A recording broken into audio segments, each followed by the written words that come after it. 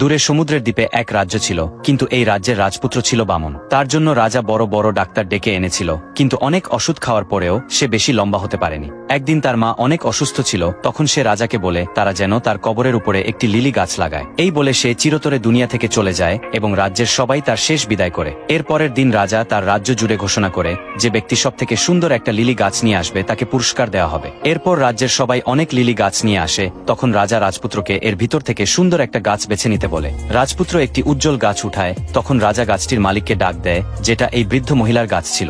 রাজা সেই বৃদ্ধ মহিলাকে গাছটি রানীর কবরের উপর লাগাতে বলে এবং গাছটাকে পাহারা দিতে বলে। এরপর বৃদ্ধ মহিলা গাছটি রানীর কবরের উপর লাগিয়ে দেয় এবং রাজপুত্রকে এটি রক্ষার দায়িত্ব দেয় যাতে কেউ তা চুরি করতে না পারে। কিছুক্ষণ পর একজন বামন এসে রাজপুত্রকে বলে এই লিলি গাছটি হলো বামন রাজ্যের রাজকুমারী। আসলে অনেক দিন আগে হেলেন নামের এক পরী বামন রাজ্য যায় এবং সেই রাজ্যের রাজকুমারীকে তার সাথে করে তার রাজ্যে নিয়ে আসে। কিন্তু পরী হেলেন রাজকুমারীর সাথে খুবই খারাপ আচরণ করত, যার অত্যাচারে রাজকুমারী একদিন মারা যায় এবং তাকে কবর দিলে তার কবরে একটি লিলি গাছ জন্মায়। একদিন এই বৃদ্ধ মহিলা সেই গাছটি চুরি করে এখানে নিয়ে এসেছিল, তবে পরী হেলেন অবশ্যই গাছটি ফিরিয়ে নিতে আসবে। এই বলে বৃদ্ধ বামন সেখান থেকে চলে যায়। তখন আকাশ থেকে কয়েকজন পরী নিচে নেমে আসে এবং বামন রাজপুত্রকে বিরক্ত করতে শুরু করে যাতে তারা লিলি গাছটি নিয়ে যেতে পারে। কিন্তু বামন রাজপুত্র তখন বৃদ্ধ মহিলাকে ঘুম থেকে জাগিয়ে দেয় আর বৃদ্ধ তাদের সেখান থেকে ভাগিয়ে দেয়। এরপর সবগুলো পরী ফিরে গিয়ে পরী হেলেনকে বলে, তাই সে নিজেই তার 7 পা ওয়ালা ঘোড়া নিয়ে সেই লিলি গাছটি নেওয়ার জন্য রওনা দেয়। এদিকে নিচে বামন রাজপুত্র একটা মেয়ের আওয়াজ শুনতে পায় এবং তখনই সেই লিলি গাছটি একটা সুন্দর মেয়ে হয়ে যায়, যে ছিল বামন রাজ্যের রাজকুমারী।